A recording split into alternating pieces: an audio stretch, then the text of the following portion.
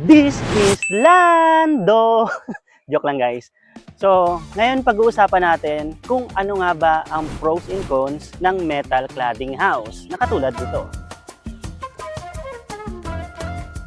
Ayun nga, marami nagtatanong sa amin kung worth it nga bang magpagawa ng metal cladding house. Kaya ngayon, sasabihin ko sa inyo yung mga pros and cons kapag metal cladding house yung pinagawa nyo. Based ito sa experience ko as contractor nito. Unahin natin yung pros. Number 1 na pros ay mabilis itong itayo.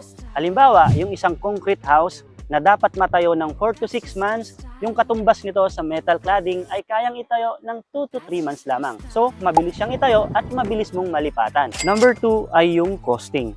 Kung usapang materyales, syempre hindi naman nagkakala yung presyo ng metal cladding at ng full concrete. Kasi alam naman natin na mahal na talaga yung mga materials dito sa Pilipinas, di ba? That's true. That's true. pero kung saan ka makakatipid, doon sa labor. Dahil alam nga natin na mabilis matapos yung metal cladding, kaya naman mas makakatipid ka sa labor nito. Number 3 ay magaan sa foundation. Kung makikita nyo naman, tubulars at mga cladding yung ginamit natin dito, kaya magaan siya sa foundation. Number 4 ay modern yung looks. Kita nyo naman, ganito yung mga nauuso ngayon na modern kasi hindi mo na kailangan ng pintura dahil yung mismong cladding ay may pintura na siya. Nice. Number 5, matibay laban sa lindol. Oops!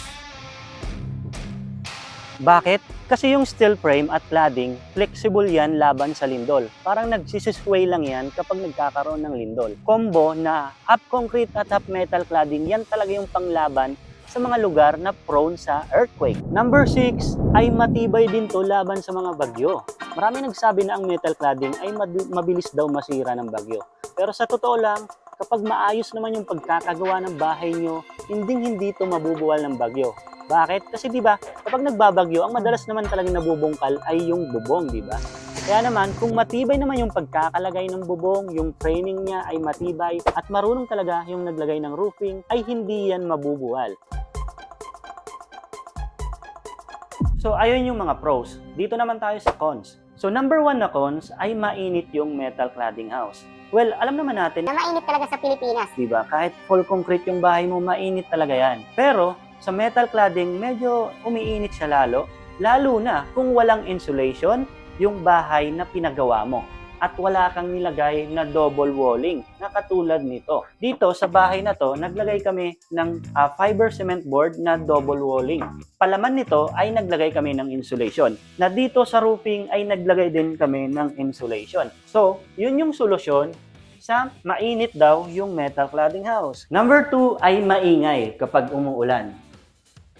Well, obvious naman yan kasi nga metal cladding, so maingay talaga siya kapag umuulan. At ang solusyon natin dyan, pwede ka naman maglagay ng soundproof na insulation, diretso na siya soundproof.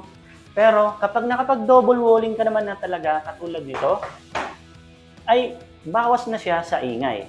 Number 3 na cons ay hindi siya pang 50 years structures. Dahil nga metal cladding sheets, ang nilagay natin na exterior walling, syempre kakalawangin to at katagalan, kailangan mo tong palitan. Pero good news, aabot naman to ng 20 to 25 years bago mo palitan ang cladding na ito. Pero syempre, dahil foundation mo ay concrete, ang kailangan mo lang talagang palitan after 20 to 25 years ay yung exterior wall nyong cladding.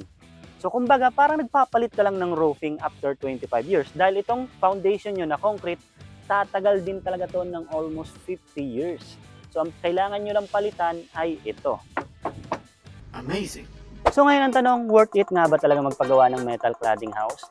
Well, para sa akin, worth it to guys. Lalo na kung tamang kontraktor yung naggawa ng metal cladding nyo. Kasi syempre, kapag tamang kontraktor, hindi yan titipirin sa materyales. At kapag hindi tinipid, matibay yan panlaban sa bagyo at sa lindol, lalo na kung taga Bicol ka guys. Dahil dito lang sa metal cladding,